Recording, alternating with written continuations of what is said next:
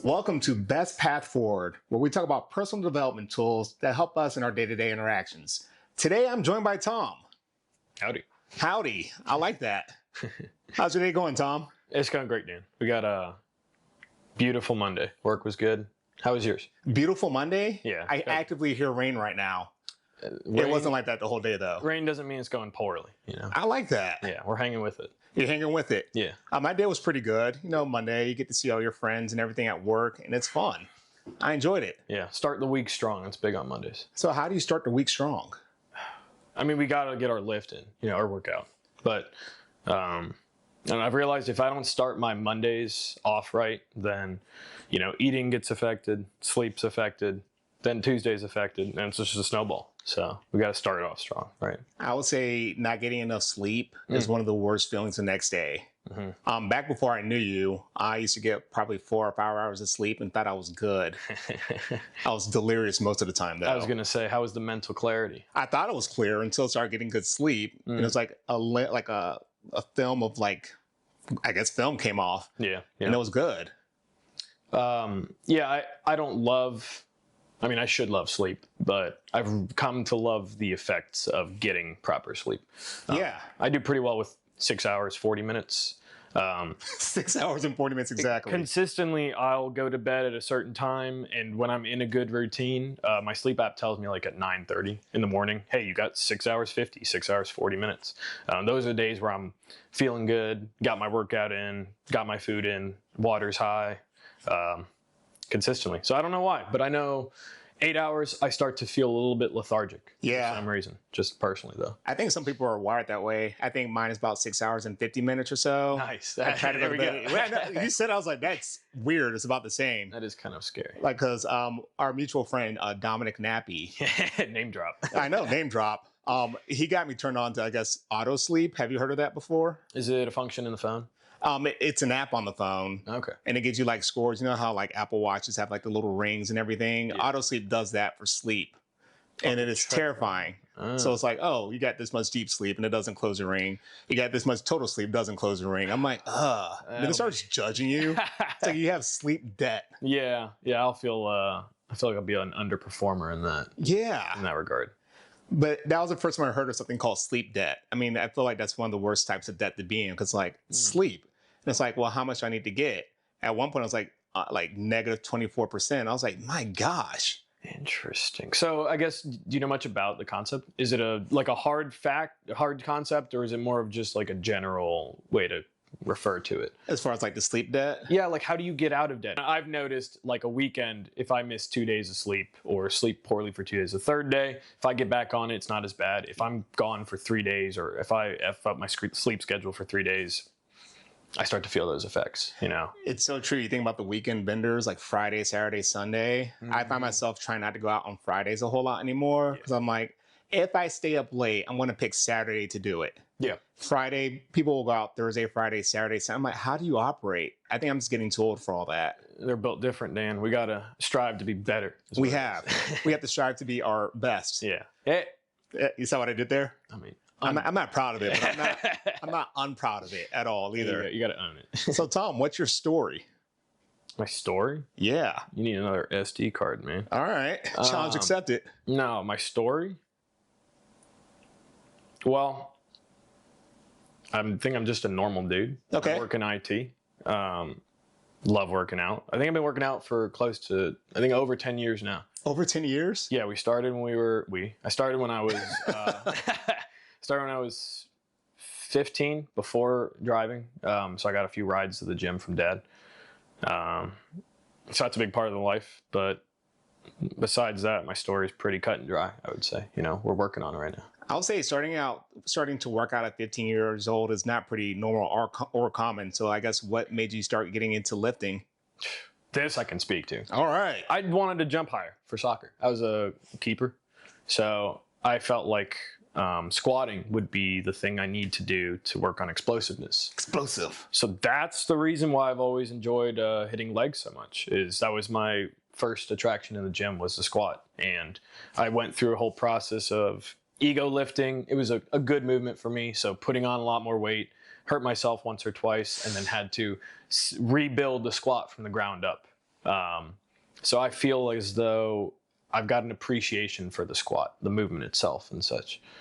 But that's, I would say, the main driver of why I started lifting. I would say one, being a keeper in soccer sounds incredibly stressful. Is it easy? You're not running. It's awesome. I think what I excel, or maybe where I'm, I feel confident was those attributes or what have you, or what helped me do better at the position. Like less running, that's, joking aside. Also, you're like the last guy. So the buck ends with you, stops with you. Pressure on. Pressure, but more so like there's no one else behind me. So let's stop this guy no matter what. And that's cool to me. I like that. I think that is fascinating. I guess it feels a lot more like routine to me. Yeah. But, I like having that mentality, because if you don't, then you get scored on. Yeah. But for me, it was a very turbo, like it stops with me, and I like that. It usually gets me results sometimes. I think the fact that you don't see that as pressure is fascinating as far as like your mindset and kind of like your core identity, because a lot of people are like, oh, I don't want it to stop with me, I don't want that responsibility, but you're like, you know what, I kind of like that responsibility. I want to try to step up. If it works, it works. If it doesn't, it doesn't. But at least you're trying. I think that's huge.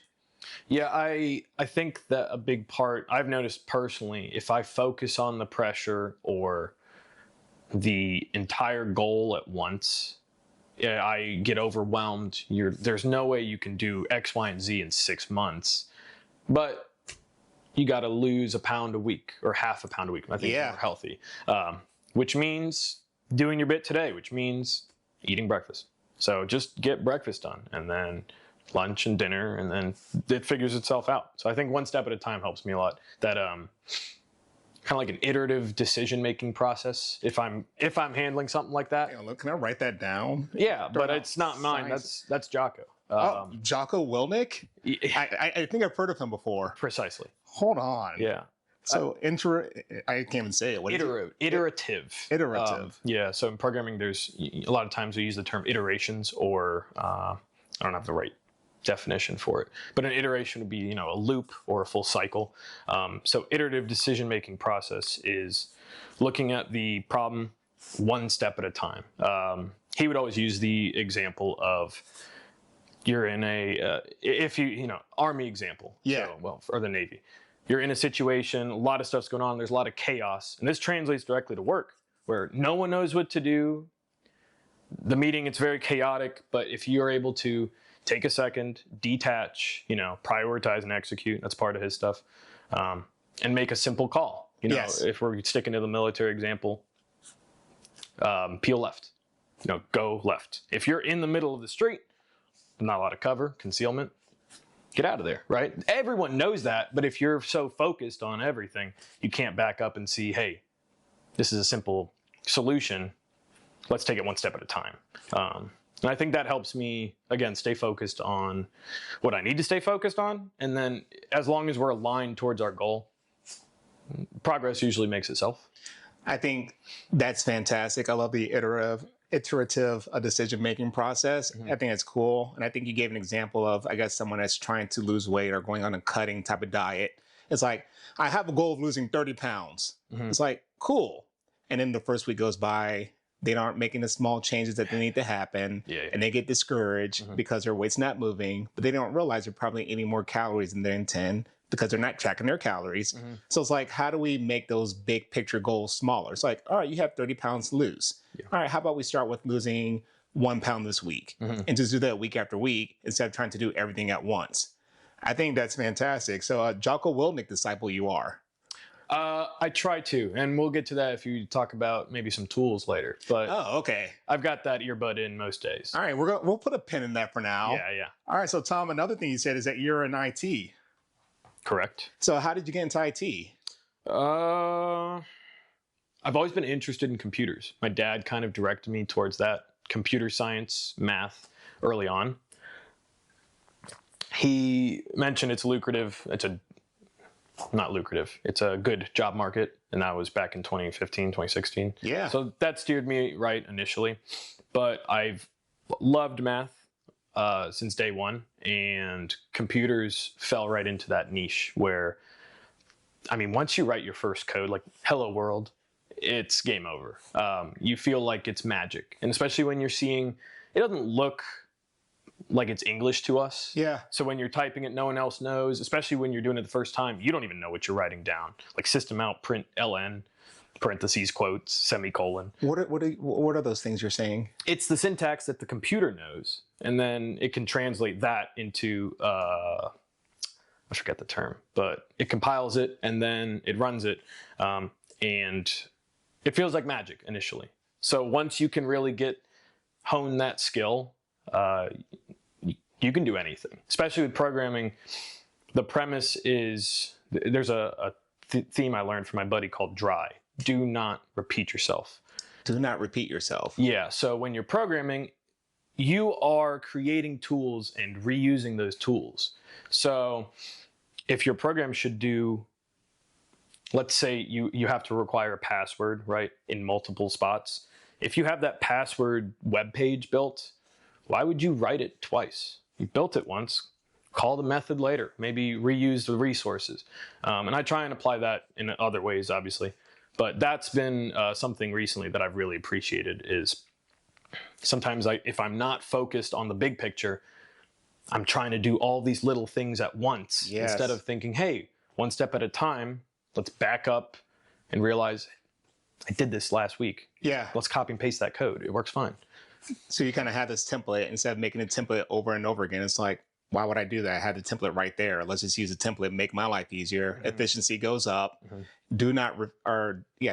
Don't repeat yourself. DRY. Don't repeat yourself. Too. Oh, don't repeat yourself.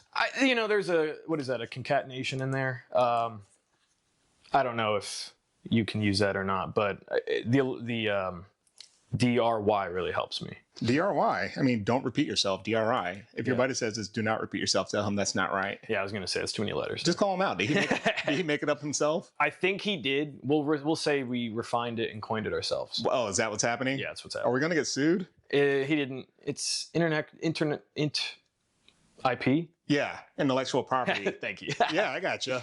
Yeah, I think you can steal that. It's not a big deal, right? All right. We'll find some lawyers, I assume, somewhere. Yeah. Let's get a friend or two. They'll probably say we're screwed, but that's okay too. We can do what we want. I think so. Yeah. Well, Tom, you sound like a fascinating person too. What's your favorite thing about the computer? You said hello world. What does that mean?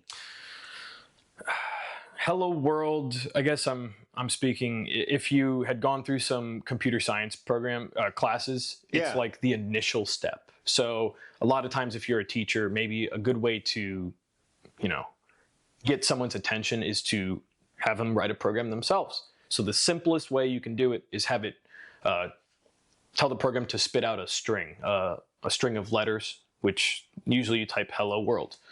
Don't know why. It's there's some best practices or common practices that people use in programming, just like anything else. Yeah. But you could delete hello world. Inside the quotes, put my name's Dan and I'm the man. But your name's not Dan. Your name is Tom. But also the computer's saying it. So, oh, I see. So what it is it's a simple, you input something in the code and you can see where it spits it out. And then in the console, when you hit run, it spits out that string. That's so cool. Super simple. But when you're doing it yourself, it's very empowering because then you're starting to realize that, that direct correlation of what I do here somehow gets spun in the ether and gets spit out in this way. So. And it probably makes it like more attainable too, because if you're intimidated by code and you're sitting in the class for someone's like, I can never do what a coder does. But it's like, oh, everyone starts here with a simple prompt. Mm-hmm. The machine translates it, and you just have to figure out how to give the machine the language it needs to translate to what you want. 100%. It's very rewarding for me. And you asked my favorite part of a computer. I would say the amount of control you have as the user. So I used to use Macs. Apple really likes you to stay more in a confined space, Yeah. You feel that one? I'm in it. I'm in that confined space. Keeps me nice and safe. I don't have to experiment or anything. Oh, yeah. Nice little guardrails. Mm-hmm.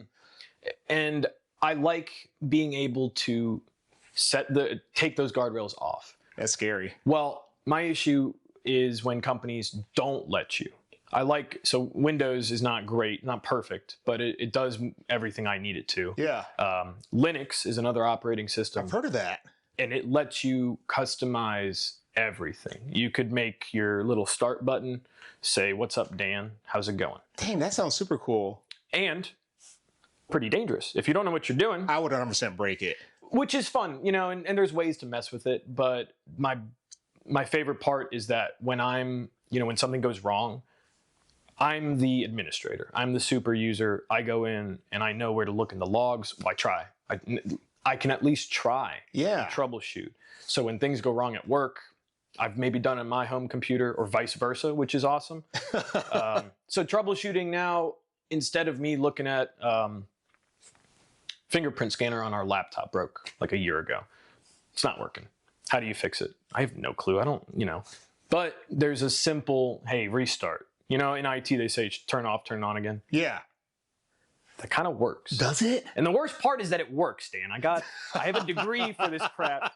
But there's a lot of reasons, when it's like the machine going to sleep at night. If you don't get your 8 hours of sleep, if it doesn't turn off properly, things are messed up when you wake up, when it turns back on. And then you're like, what's going on? Why isn't things performing right? Well, maybe you didn't, rest properly. I've been drawing that comparison lately. I think it's a good way to digest the information. Because otherwise, when you turn the computer, you're blasting enter. You're trying to click on the things immediately. And it doesn't respond. Think about what it's done for a sec. It just woke up. Give it a sec. You want me to have feelings for my computer? I mean, I already do, because it does a lot for me. It has feelings for you too, Dan. Just be prepared. Be prepared. The future's now, Dan. The future is now. I have to start giving my computer a bedtime, it sounds like. It's whatever the computer wants and needs, right? I think it's going to do it anyway. 'Cause if I don't give it to it, it's going to not work. Yeah. And I'm going to get frustrated, call you, and be like, what, did you let it go to sleep? I'm like, no. Like, Dan, power off, power on. I'm like, oh, it worked. Yeah. That's all it needs. So yeah, I feel it's an open box, a bit of a sandbox where you can make it as simple or complex as you want. And I feel like I'm in control so that I can, it's opening up my creative part of my mind. Yeah. I'm not always in the literal sense. I'm not creating a lot of things. And if I am, a lot of times it ends up being like, it's easy to spend money and be creative. You're buying things and procuring objects. I see. A computer, a script, you're writing all of that, getting information from other people and places, but it's yours. And it's yours. You're the author of it. You have I'll nerd out on it. But I'm enjoying this. That's good. That's what I like, is being capable, and you fill to that container as quickly as you can, and it's limitless, really. It sounds like you have an exciting career and everything. Even when you're an administrator, it sounds like you're like the last line of defense as well, similar to your soccer days. That's right. I do that comparison. That was a good one. I like that, Dan. Thanks, man. It's brains moving fast, guy. It is. All right, Tom. Well, you had homework for preparing for this. Do you remember what that homework was? I think so. You told me to grab some tools, or a tool that I use. What was the term? I guess you mentioned that the tool should be something I use for self-improvement or I'd say self-improvement. Self-improvement, right? Yeah. I was talking about your other homework, but if you want to do that homework first. What was the other homework? Like picking a date of some sort. Not the Sundays? Huh? Not the Sundays, yes. Right. That thing, yeah. I've got it written down somewhere. Oh, it's all good. I remember what it was. Oh, the bike brains? I think so. Oh, I see what you're saying. Yeah. It's all clicking now. I want to say it was the 1st of July, 2024. I think that was one of your dates. But the date that you gave me, another one, was December 20th, 2024. Yes. Is that ringing a bell? Yes, but I didn't pick a deliberate, I guess I picked a date for a specific reason, but because of you, not because of what the date means to me. So that's why I forgot what it was. So December 20th means nothing to you? December 20th, the time means a lot to me. But the date itself, I could get into it, I guess, if you want. I'm curious. You mean the time, like the time of the year? Yeah. All right. 4 days before the, December 24th, Christmas Eve, Christmas Day, the days before those big holidays, a lot of stuff going on, or a lot of nothing going on, and there's a lot of thinking. So I wanted to hear what your bike brain was because of that potential anxiety. I don't know your family situation. Holidays are usually stressful, easy days to take time off from the gym. Yeah. I want to see what your brain Did you take time off the gym during the holidays? Yeah, I try not to, but family comes first. Family does come first. You have to first. reprioritize for sure. I think so. Yeah. All right. So once again, you picked December 20th, 2024. Yes. And so what I'll have you do is I'll have you read this, take a look at it, as I explain to everyone what a bike brain is. Is that cool with you? As you explain it? Yeah. For sure. Go ahead. Yeah.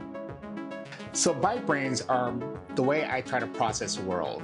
As Tommy said, I do them Monday through Saturday, and most times I take Sundays off. Bike brains are generally broken down into one of three major categories. The first one being mind, where you talk about your mental energy allocation. We all have mental rooms in our lives, be it the work room, the family room, the lifting room. How are you directing that mental energy according to all those rooms? The next is body. Body is about being a holistic hybrid machine. It's more than just about what you put in through calories. It's more than about what you put out through exercise and lifting. It's also about how you manage your stress levels, how much sleep you're getting, how you manage your environment around you, the people you let interfere in your space and you welcome in, or reject them entirely. And the last is spirit. And spirit is about diving in and reaching out. Diving into your own personal code of conduct to figure out what standards you want to set for yourself and what standards you have for other people and how you want to live your life. And reaching out to others with the understanding that life is too big for us to be living alone. It takes a community for us to kind of get together. So Tom, did you have a chance to read that? I did, Dan. All right, cool. If you don't mind, I want to read it to people. Dude, so go ahead. Go ahead and drink some water if you want. Start chugging. So again, this is December 20th, 2024. And this is an Inosala entry. And so Inosala means it touches on mind, body, and spirit. All three of them working together. And this one's titled, Reasons to Burn By. Your reasons to continue must be bigger than your reasons to quit. If you live by this, anything is possible. Ross Edgley. Cause, explanation, justification. These make up the definition of reason. There are sometimes the tools you've gathered to enter a mental room you don't feel like entering, but still do to further develop your goal. There are sometimes a jolt of endorphins your body sends your way when you don't have the energy to continue on. There are sometimes the words you speak to your spirit, reinforcing your code to be the person you want to be. It takes a balanced attack from your mind, body, and spirit, operating as a cohesive unit of reason to fight the desire to quit when things get tough. There's rarely one reason to do something. You must find as many of yours to keep your burning ambition to make the impossible possible. So Tom, what that means to me is that when we approach goals, it has to be multifaceted. Like for instance, we talked about earlier, I want to lift weights or I want to lose weight. Mm-hmm. We can take each of those in turn. You want to lose weight. It's like, all right, I have this goal. After about the second or third week, it gets a little tougher to stick to it. Mm-hmm. The newbie losses, the quick losses are gone. People are like, oh, I lost 5 pounds this week, as their body's getting rid of those glycogen storages and all that water retention, and also they're probably consuming less calories. Mm-hmm. And so they'll drop that weight quick. And so they have this mental energy room or this mental room of losing weight. And in that, they have their tools like, okay, I know I need to exercise and I need to eat right. So that's one aspect of it. Then you look at the body. It's like, all right, how do you keep on making sure you're eating the right food? How do you make sure you're getting enough sleep? How do you make sure that your stress levels are managed and the people around you? You know how hard it is to lose weight when all of your friends are like, hey, let's go out and do this. Let's go out and do that. And they're like, oh, you don't need to lose weight. You look good just the way you are. It's like, I appreciate that, but that's not really helpful for the goal you want to hit. Mm-hmm. And then you have your spirit. And so spirit's like diving in and reaching into yourself. It's like, why do I want to do this? Yeah, you might look different if you lose a weight, but you also might be around longer for the people that you love. And if your code of conduct is family, and that's one of your higher values and higher priorities, you could be around longer for your family. Mm-hmm. And reaching out to other people, your friend group might change a little bit if you want to lose weight. That doesn't mean you're abandoning your friends or anything like that. But if you see friends like Jim, because you and I know each other from the gym, mm-hmm. It's like you see people are kind of having like that same mindset. So you're reaching out to those people to say, hey, this is what I'm going with. And no, they might not be on the same journey. We might not be cutting at the same time. We might not be bulking at the same time. But you know what we can do? We could check in on each other to see how we're doing. And so as those months go along, you're trying to lose your 30 pounds for the year. Sometimes that little burning ambition, you have to keep it fanned. And by focusing on the workouts that you have to do, by focusing on the environment around you, and focusing on the why behind you doing these things, I think that's huge. And so that's why I really like that burning ambition to burn. And I think it's fascinating that it happened around the holidays too, because holidays, people can let off the gas a little bit. And I encourage you to do that. You don't want to be someone that's just so focused on your working out goal that you lose sight of what's important to you. Because I think that's showing imbalance. You don't have your social circle around you, your family and everything. It's like, how do I make sure I can still work out while at the same time enjoying family time? So I think I really like that entry. That's for that reason. What'd you think? You nailed the reading. Nailed it. Yeah. I get super nervous. It was really good. All right. I appreciate that. Thank you. So you said insala? Inosala. Okay. Is that a different language? Oh no, it's this it's actually a word I made up backwards. It's actually on my hat. See it? All as one. All as one. You got on the first try. Well done. Nice. Yeah. Like race car. I think that's called a palindrome, but it's not the same. Sorry. No, I like it when your brain just went full nerd mode, and I loved it. Yeah. I think I really like that concept. I wasn't thinking about the bike brain text as a whole, as a three-part, three-part faceted approach to X, Y, or Z. Fitness, your life. But when you started explaining it, I mean, you nailed it. It's really important to have, for me, it's the why. Yes. And the balance, like you said. You can, it's great. You're lifting during Christmas. What about your family? If you don't have family, that's a whole different story. Yeah. But if you, got to make sure that we're prioritizing what's important. So like you said, letting off the gas. I honestly have been rephrasing things. Yeah. You're not necessarily letting off the gas. Maybe you're just shifting focus to something else. I like that. And that's perfect, because then you are putting the gas back on when you are applying that pressure. Sometimes I get a little discouraged when I think about, taking more rest. It's not taking rest. That's the hard thing, is like, it's hard for me to sleep. So, hey, let's focus on the why of it. Like you said, maybe you don't want to sleep 8 hours or whatever you need, but you got kids, and you don't want to come home from work and I don't want to do anything. Asleep. Yeah. Because like, Mom, Dad, I love you. You're like, I gotta go to sleep. Then they cry, and you put on white noise in the background so you don't hear them cry. I'm sure every parent's done that at least once. Yeah, no, I've never done that with Willie. But no, I mind, body, and spirit. You were saying the spirit is the why. The body is the physical approach to how you're going to complete your goals. That's and then the mind. You were saying that those are I'm going to use the term mental cues you draw on to keep you going. Yeah, so I like mental rooms. So mental rooms, put things in mental rooms, and it's like I want to allocate mental energy toward that. So put that in, it's like, all right, if I have a focus of like reading a book, it's like, it's probably not good to do that where my TV is going on. So I have to move my body to like accomplish that. So like moving the rooms of your goals to the real world, it's like, well, what do I need in there to make that successful? What am I building out? It's like, if I want to read a book, it's like, oh, first steps first. It's like, do I have a book to read? So that's a tool I need to have in that room as you bring it out to the real world. It's like a way to remain focused on that task and making sure you're dedicating energy to it. I think we each have maybe 100% energy each day, right?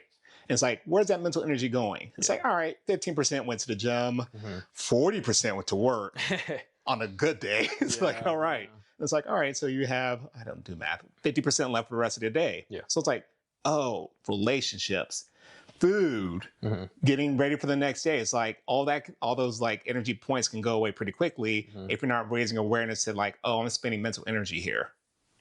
I quantify it, just like you're saying, I quantify it with sometimes the hours of the day. Maybe it discourages me sometimes, but 24 hours of the day, 8 hours of it's sleeping. That's 33%. Yeah. And then 8 hours of it is work. Yep. There goes 67% of your day. The rest of it is limited time. So having those mental rooms, I was using mental cues, and I think that falls into, that might be for me, body and spirit, because to me that helps me get the physical done while drawing on the fundamental why. Yeah. And I need those simple, like if we're benching, elbows in, simple things of, we know the why is there and it gives me the how. The brain doesn't need to do anything. No. Because we are in the mental room at the gym. Yes. So if I could go and I'm not feeling it, my shoulder hurts, I'll do push-ups here at home. In the room, you got the PlayStation. Woo! With all the chips and everything. Yeah. So I think you're also like a byproduct of your environment. People will say byproduct of your environment. Yes. Yeah. A lot of people will quote you're the sum of the 5 people that you surround yourself closest with. Yes. I feel that heavily, and I think that if you're not setting up your mental rooms with those rooms having the things or people that you need it to be, then you're probably not setting yourself up for success at all. But that's all easier said than done. I mean, it is. Having a nice, comfortable room, you can maybe work from bed today. Work from bed? No, I've never done that. But that sounds awesome. You can write code horizontal. Exactly. It's like just sitting there. Yeah. Might as well have a bag of chips there. I mean, well, I don't get my electronics dusty. That Cheeto dust, it gets everywhere, Dan. Come on, man. I am an ant among a god. All right, a technology. It's like, how dare you? No, I will go off. It's super important, like you said. I work on the computer 8 hours a day. I need to treat it with some respect. Yeah. So, yeah, I could eat these Cheetos now. The dust gets into the fans, which goes into the processor, which gunks it up, which heats everything up, and now my computer's running slow. Why? Because you were doing what you shouldn't have been doing, and should have had your mental room set up properly. That's a good one. I'm gonna really apply that one to my. Can I blow your mind real quick, maybe? Do it. All right. So you have the habit of not eating while working on your computer, or things that can get things dusty. Right. So that's kind of like your code of conduct. So you go to the why, and that why was developed because of what you dove into your mental room. And in that room, you had a lot of tools and resources learning about the inner workings of computers. Inner workings of computer being like, oh, this could go here, this can mess it up. Mm-hmm. We all know that if you spill water on the keyboard, not good. But you even get down to the level of like, oh, these particles can get in there, mess with the keyboard, gunk everything up. Mm-hmm. And it's going to make my life tougher. Yeah. You probably saw other people around you that are people that you respect. They probably weren't eating at their laptops either. They're like, oh, there's a separate space for me to eat. Mm-hmm. Make sure I wash my hands, clean it up of any residue before I go back to something that I respect. I think that's fascinating. You took a tripart approach to that. Well done, Dan. I think that's a sign of a robust tool. Yeah. I guess I'll insult. Can you say it? I don't know why I picked an word that's impossible to say. Well, is it insula or insula? So it's not Spanish, it's in English. Inosala. Inosala. Okay. Yeah. Well, if it's your word, I want to pronounce it right. But yeah. it proves that Inosala is a good tool because it applies to, I'm not going to say everything, but I know I shouldn't eat Cheetos on my laptop. Yeah. So this proves why that's a good concept. That's pretty smart. You did blow my brain a little bit not because I saw people I respect being clean. I saw the opposite. And it taught me, hey, I pick up this Xbox controller. That's greasy as all get out. I don't want that to be my things. And it's just simple. Don't do that while you're doing this. So I think I do learn pretty well from either my mistakes or I usually learn from the negatives. People will tell me, hey, don't eat by your computer. I don't care. I'm gonna do what I want until water on the keyboard. Yeah. Or it was a mixed drink sophomore year. You spilled a mixed drink on your laptop? It was a pint of juice mixed with a pint glass mixed with juice and other juice. And it just open laptop all across it. It was a night ruiner for sure. I bet you didn't even cuss. You're just like, Yeah, it was action there. I was half a second of that was junior year, not sophomore year, but that is 3 years of schoolwork. Oh no. And I have one big year coming up. So yeah. I learned that one the hard way, I guess. Good point. Hey, I bet you don't do that anymore though. Well said. What is it? Dry, that concept. There you go. Do not repeat yourself. Yeah, and you can't repeat, if you don't learn from history, we're doomed to repeat the mistakes. Bro, preach. So I'm a big my dad's a big history buff, so I try and stay up on my history. History is huge. Yeah, I'm big in the exactly. We can learn all of these principles from people who made giant mistakes. Napoleon and Hitler. Oh my gosh, that's an easy one there. If we don't respect the water as well, that's a giant jump. But you hear stories, and there's a real reason behind the winter in what would that be? Prussia, the edge of Russia.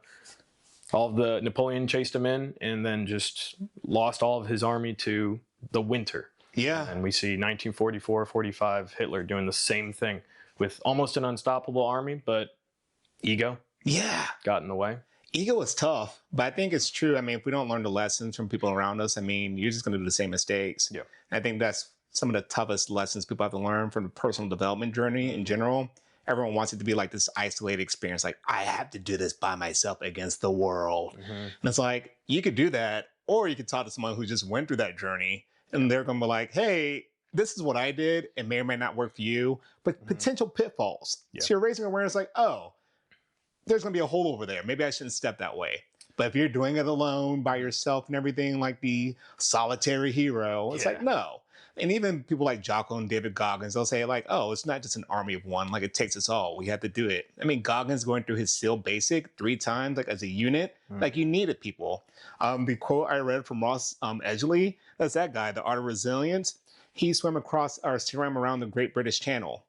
And so that was over 1,000 miles of just swimming. Yeah. He had a whole crew with him. Like, you can't do this whole thing by yourself. We're not meant to do it by ourselves. So it's like, reach out, find those 5 people that are closest to you, and then have a lot more people that can be there just to kind of support your journey. You can support theirs. I think that's great. Mm-hmm. Well said.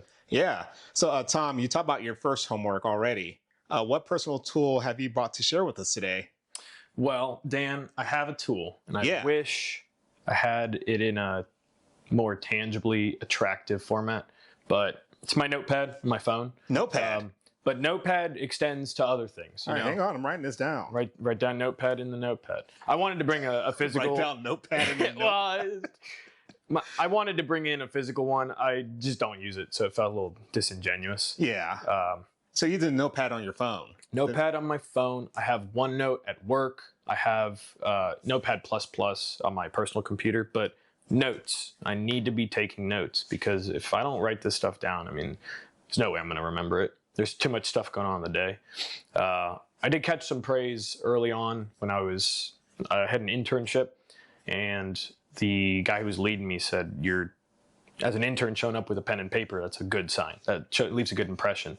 And I tried to hold on to that. Even on a work call, I'll say, hey, let me repeat this back to you, my takeaways, make sure I'm on the same page as you. Yes. I'm not trying to be disrespectful. Hold on one sec. I got to write this down. It's not that. It's, hey, I want to make sure I'm understanding your requirements so I can meet your needs, X, Y, and Z. People are always receptive to that. I think ensuring clarity is huge. I think sometimes we will have these conversations, and like even at work after a phone call, I'll send a follow-up email just to confirm we're on the same page. Mm-hmm. Here's what's going on. Mm-hmm. So I don't think notes is like, I think that's a great concept to have. How did you get started with that? Might have been work. Might have been that internship where I don't know where I got the idea, but I brought that notepad and pen with me, and he was impressed. And I was like, I have nothing to offer, so I might as well at least show up prepared. You have 2 eyes and one. You have 2 eyes, 2 ears, and 1 mouth for a reason. You still have 2 eyes, though. Well, and that's very important. So I messed up my, the point I was trying to make. But you're right, because sometimes you need to shut up, look around, take it in, and listen. Yeah. And a lot of times you can learn a lot from that, especially in meetings. You can jump out talking at the beginning. Sometimes you forget the emotional side. People need to, we're seeing some slowness in our X, Y, and Z report. If you say, hey, I think we should do this, maybe they're still going to hammer the point of how it's slow, because that's their job. They need to express what we're feeling frustrated. Yes. We hear that. I'm sorry about that. Validate that. Explain, we understand that. And then maybe you can, moving forward, after you've heard and listened and observed, then you can talk. Wait, I heard in corporate America you're supposed to just disregard people's feelings and be emotionally cold. Are you saying that's not true and it doesn't work? That's the best way to make a lot of money, Dan. But is it? Jeez Louise. No. I don't. I think if you're gonna be you need to actually, you have to care about people, especially when you think you don't. The easiest way, if you're in a leadership position, if there's people that you're working with, I don't know, I think that's everybody, unless you're running your own one-person business, you actually have to care about the people you work with. That's the best way to actually, you can take their perspective. Why is Dan the man not getting his work done? Yeah. You can call him in and say, Dan, I needed that last week, what's going on? But I know you. I know you're doing jiu-jitsu Tuesday, Thursday, and you're in the sling again. Hey, is your shoulder busted up from jiu-jitsu last night? Goes a long way. Instead of, and then you understand the why of Dan not doing the work, and then he understands, hey, this is important. Tommy followed up. Let's, maybe reprioritize. Tommy and he cares. Exactly. Took the words right out of my mouth. We said it at the same time because I saw it with my two eyes. I was like, he's gonna say it. Telegraphing. Now you can finish each other's why thoughts. Okay. See, I said why. I think I'll throw a curveball at me. So, Tom, you said some really cool things there, and I don't think you realized you said 2 different tools. Did you pick up on that? Tools? Well, I have a second tool, but no. What was the second tool? Empathy. I feel like I'm really not good at that sometimes. It's fascinating because you just kind of started talking about that. So, you know how you got there? I remember too. You were talking about the notes and everything, and it's like you make observations, and it's like, oh, sometimes people are feeling stressed. As a leader, as a team, you have to support each other. Yeah. And then Dan ended up in a sling. I think empathy is huge, but that wasn't your second tool. I apologize. My bad. I just enjoyed the flow of it. It's definitely, I guess an unwritten tool for me. I need to work on that, so maybe that's why I mentioned it. Okay. I just explained it to Elena an hour ago. I could go about work being emotionless, how I try to be, or I don't know. Sometimes I'm not not a lot of high highs or low lows in the day, but we still need to be empathetic and consider everyone else's feelings or emotional state. Doesn't mean you can write it off and then ignore how they're feeling. But no, I would say I'm working on that actively. So it's not one of my strong tools. But the other tools I was going to say, if you're ready for it. Oh, absolutely. Was the Jocko podcast. It's an easy one, but I've talked about mental cues mental cues, but I do well with cues of simple, prioritize and execute. Detach, look around, make a call. The OODA loop process is something else. I'm sorry, what? OODA loop, observe, orient, decide and act. Orient, decide, and act.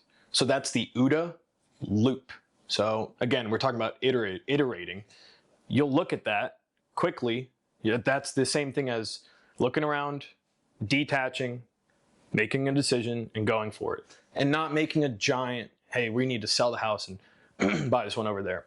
It's, hey, why don't we get pre-approved? Why don't we talk to a real estate agent? None of these things are hard decisions. It's just a simple, let's take one small half step in the right direction. And then you chain 5 of those together. You're losing 20 pounds. You've got a house.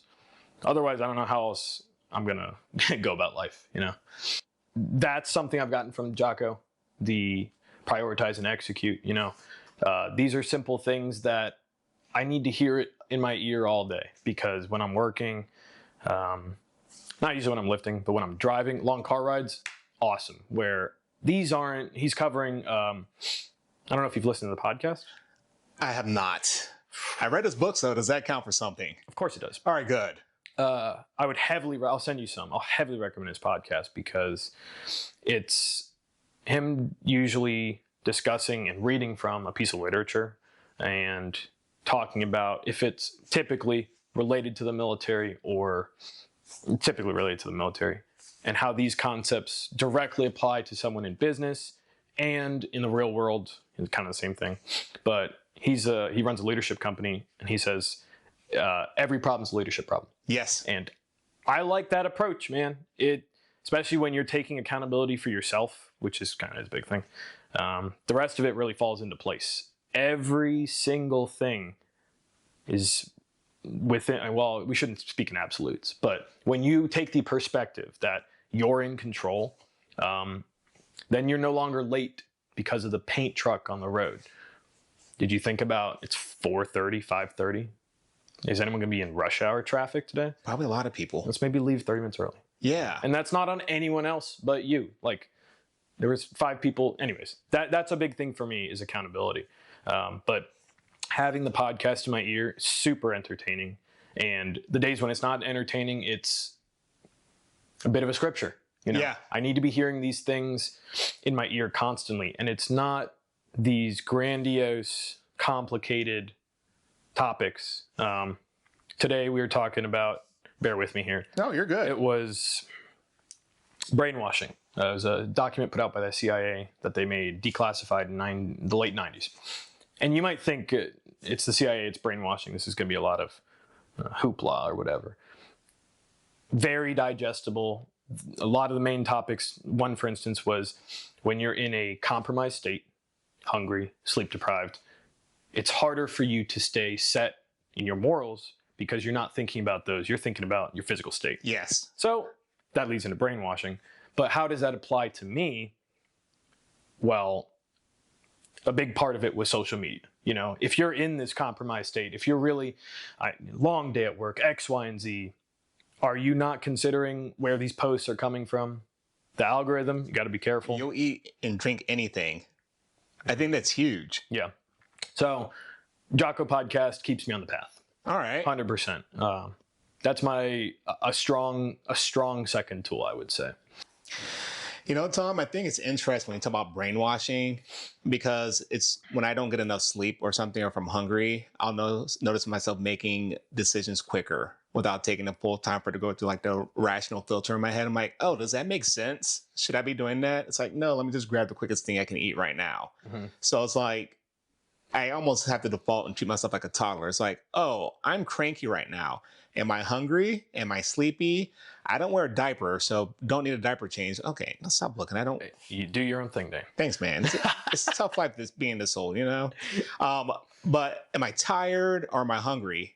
And if I'm tired, I'm like, oh, I should not be making big decisions right now. I need to go ahead and take care of this. I find myself more apt to snap at people. But it sounds like with Jocko's podcast, even the stuff that you're consuming on social media can start brainwashing you because you're not at your, I guess, you don't have your full mental capabilities at that time because you're either compromised for being too tired or you're hungry and you're just not physically there. That's wild. Yeah, and I'll even add a thought onto that. A big topic he's always talking about is the dichotomy.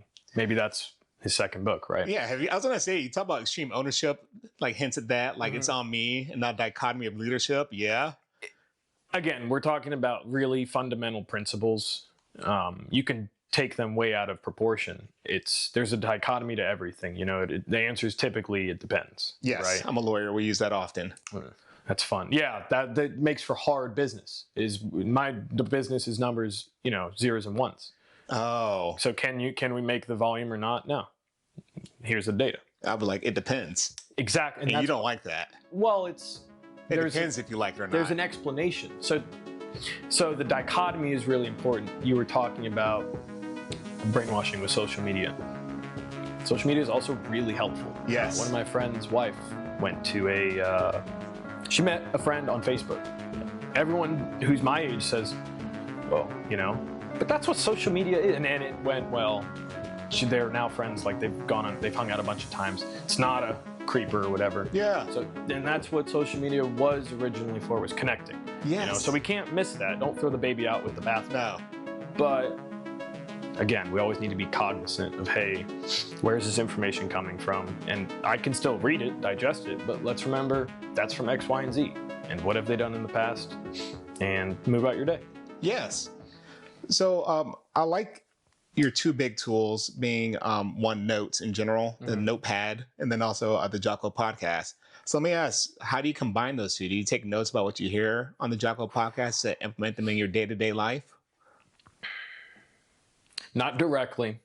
The best times when I have a piece of information from the podcast that's most helpful, I can't stop spewing about it. I'll tell you in the morning. I'll tell Greg. I'll tell Lena. Greg, Lena, let's go. Shout out to both of them. But it's something I'll download the podcast. So not, it's downloaded to my phone, so it's taking up storage. So I can listen to it on a plane. I've got, episode 189 is a good one that I use a lot. That one specifically? That one's a good storytelling podcast about Vietnam. But it's, again, you can pull principles out of anything. That one's a good one for a plane ride because it's, there's a story there. Yeah. However, I have some other big ones where, I can't remember the episode number, but it's, the squad leader or the man in the field is always right. And that's the concept of a lot of times higher ups or leadership, the head shed, don't know the true situation on the ground. Yeah. The withdrawal from Afghanistan. I know I'm making a tangent, but we didn't do it the right way tactically. Okay. Drawing another comparison, the same thing happened in Vietnam with the pullout from Hue, where and there's pictures you can find online of the American citizens or whoever it was on the rooftop, like trying to get on the helicopter. Now we have Afghans trying to come back to the U.S. hanging off the wheels of a C-130 or whatever it was. Same photo taken decades apart. And it's the same government, not the same administration, but the same group of people making the same mistake over and over. If you don't learn from history, you're going to repeat it. Doomed to repeat it. So it's a bit of a tangent there, but that's something where, again, there's dichotomies to this stuff. You can blow it out of proportion, so we always have to be conscientious of everything. It's just a tool. Sometimes you use it, sometimes you don't. Yeah. I mean, I think that's one of the reasons why this is completely just me speculating. It was like the first book was Extreme Ownership. I have to do everything. Like the buck stops with me. It's like, that's a tool and approach sometimes, but sometimes dichotomy of leadership is like, I have to trust my team members to also fulfill their duties too, because I am one person that can't do it all. And so I think that's important. Like these are just tools that we're using. And I think depending on the situation and context, you have to use them tactfully. And I think that's good. Yeah, it's a tool in the tool belt. Should you use a hammer every time? No. So yeah, you also have to know how to use these tools. That's a big thing. I mean, how do we learn how to use tools? I think, like you said, learn from people who are successful and who have done it. Jocko talks about it. He wishes he had those two books. Yeah. He needed them in Ramadi or what have you. He drew on About Face by Colonel David Hackworth. And that's a big one. I haven't read that one, but he seems to get almost all of his information or maybe main principles from that. He kind of revived the book. It was out of print. He talked about it so much on the podcast and gained a following that they brought it back into print. And I think he even wrote the foreword of it, which is super cool. So it kind of comes full circle. It does. But he learned from someone who had done it well and took those principles, maybe filtered them, but applied them to his life. And if it worked or it didn't, he wrote about it in those two books. So the thing is, though, you have to get used to these tools by learning from people, by getting deep understanding and knowledge of it, creating that mental room for that tool, and just really understanding it. So as we're kind of wrapping up here, if someone's interested in learning how to take notes, what kind of recommendations would you have for them?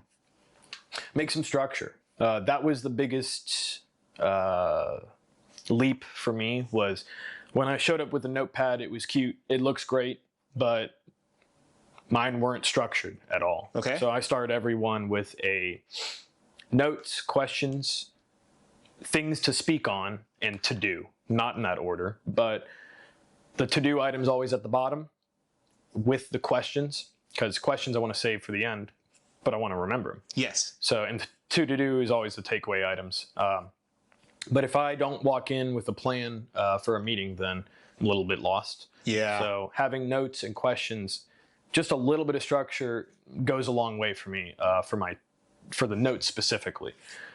And taking that even a step further of categorization, I have tabs at the top. So meeting notes, daily to do. I even have a project section where all of my tickets are listed on the right side, and I click through the tickets. Documentation is big in our job, and I don't do it well enough, so I need to get better at it. I would say Another thing is realizing from my computer brain, I'll say the Control F is really helpful. You know, it helps you find within a document or within a notebook that has a lot of documents. So thinking forward, if I misspell something, that's not a big deal. But if you need to find the word forward, is that F-O-R-E? I don't really know. If you mistype it, and you're never going to find it. Never going to find it. So small things like that where, a little right-click autocorrect goes a long way eventually. And that falls in line with being structured, yes. Semi-structured. You can go in with an empty notepad, and it doesn't work well for me. Some people, I bet it does. Like free writing? Right. And that's my issue with writing on an empty piece of paper is I need to add small little boxes. Again, I'm noticing trends now, but that iterative decision-making process, small little things where you can build out from there. That's typically what I'll do to help myself. My successful notes are more structured. More structured. Yeah. So you have mixed structure and then some type of Control F or like a filtering system. Yeah. So if either it's on your phone or on like an actual laptop or computer, some way to do a Control F, which means like whenever you see that red underline, go ahead and correct it there. Don't forget and do it for later. And if it's a more tangible thing, maybe something like tabs or some type of like highlighting system. So it's easier to kind of find things in there. Yeah. 100%. All right. Yeah. I need no, you need one more. Rules of three. Come on. Rules of three. I like how you tried to get out of that. I think that covers that. No, not a chance. Well, I'll walk my way through this. So duplicity, I guess, is my third point, where if you can write it down in multiple spots. In the iPhone, you have notes on my iPhone, notes in iCloud. It's great. There's two right there. Put them in both. Copy paste. It's easy to drag and drop, I think. But I'll do that on the computer all the time. I need to have a second spot where it's either more structured or there's just less chance for error. Yes. For you doing it twice. Yes. So I'll do that where I'll look it up in my email, look it up in another spot. And typically, if I've lost it in my primary spot, my secondary spot, wasn't important information. Yeah. And if it was, I better be freaking on my game. Yes. So that's how I approach my note taking. And the funny thing is, like, I assume the more times, like, I call it like recoding yourself, not like smart coding. I like code of conduct, the whole spirit of what you call the saya or whatever mispronunciation you had. When you kind of have that, it's like the more you do something, the more inside of yourself you kind of feel. So the more places you're putting this thing, the more you're kind of writing into like your memory banks into like your code of conduct and everything too. So I think these are three great things for, I guess, what are you gonna call this? A notepad tool? Yeah. I mean, it's not sexy, but yes. It doesn't have to be sexy. I think structure and organization is the sexiest thing ever. What are you talking about? Note-taking, notepad tool. I would say note-taking, It applies to anything. You don't need a pad. You need to be taking notes mentally, physically, I guess emotionally, but that one you'll just learn. No. That one I've kind of learned the hard way. You can't think logically through an emotional situation. Yeah. Sometimes you have to use that emotional side of your brain. A little bit. That hurts me though, because like, why can't we use logic here? Why don't you think you use logic in every scenario? We're emotional beings. Yeah. So we're not computers, and it really pisses me off. I wish we were, but then we wouldn't be who we are. No. So it's important to recognize that. I think I'm learning to appreciate it, but definitely learning. Need to, that's another thing. Empathy, sympathy. I'm better at empathizing with someone than sympathizing, because I think a lot of times I'll lack that actual emotion. Yeah. But I have to at least be polite to someone, the gym, for example.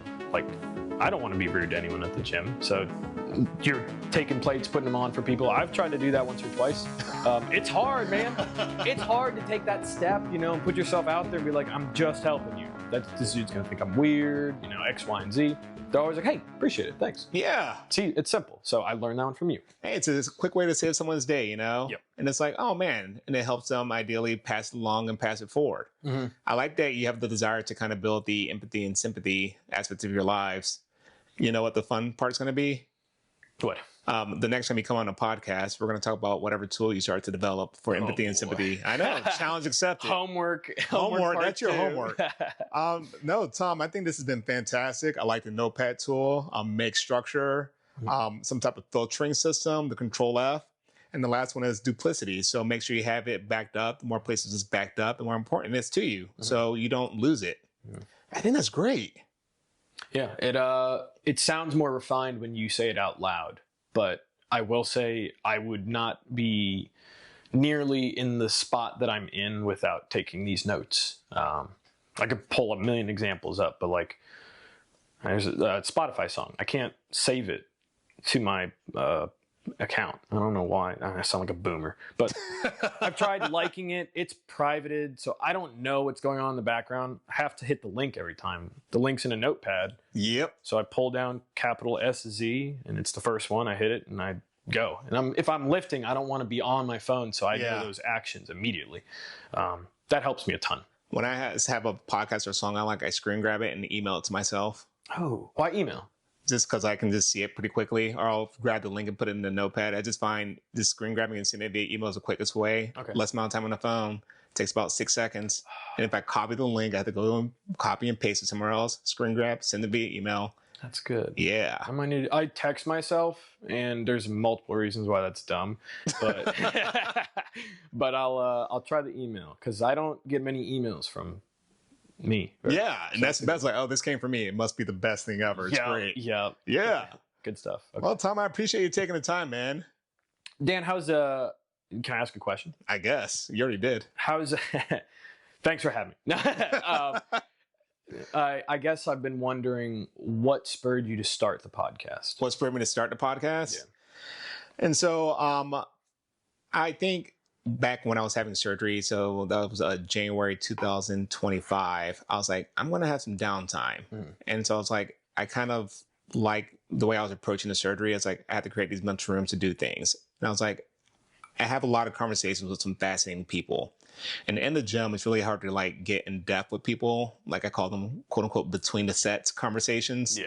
And it's like, why can't I learn more about these people, learn about the tools that they're using? It's like, what other way to do that than to have them come on and talk about these tools that we're using? Because you're an impressive individual. Like I've known you for a couple of years now. You're driven. You have empathy. You have a kind heart. And I'm learning so much more about you now. I was like, you have a story to tell about the tools that you use and the personal development that you have. And everyone thinks it has to be this giant framework. We're like, no, just keep it simple. Like, what makes you successful? And I think a lot of people out there can benefit from the things that you guys kind of, the way you live your own lives and everything, and the way you carry yourselves. So I just wanted to see if we can, share with as many people as possible.